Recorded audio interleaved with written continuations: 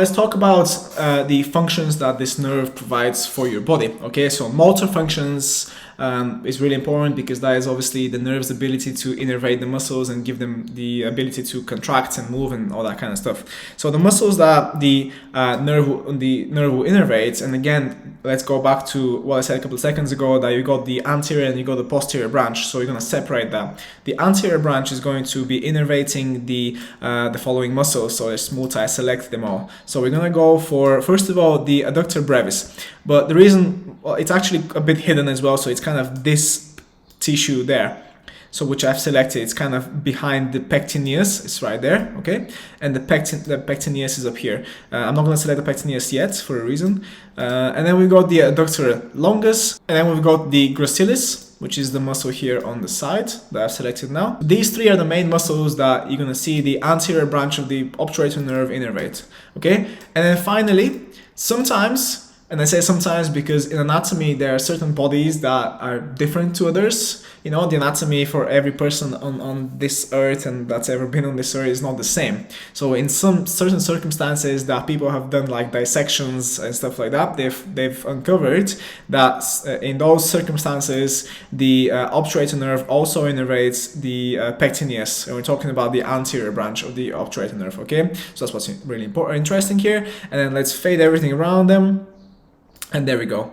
So really important muscles, especially when we're talking about the Pectineus and the brevis, and obviously the Gracilis is also important for when it comes to like knee pain, because the Gracilis is it's actually the only adductor that really crosses through the knee.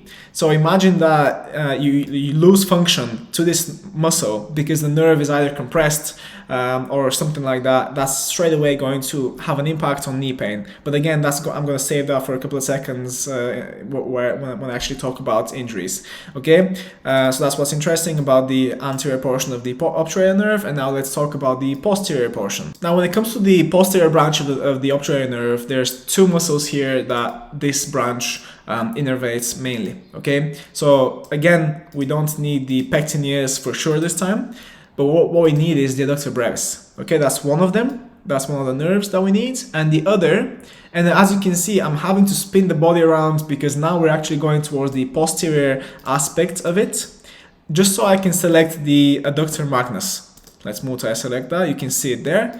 And then let's also, and as you can see how I've selected the Adductor Magnus from the posterior section of the body, but you can't really, you can see it, but it doesn't really kind of show as well on the anterior, and this is why the obturator nerve, the posterior branch of it, kind of goes more towards the posterior aspect of the body.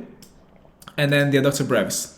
These are two nerves, the main ones that this part of the obturator nerve innervates. Just like with the Pectineus in the anterior branch, occasionally you can see the posterior branch of the obturator also innervate the muscles such as the Adductor Longus, which is this here.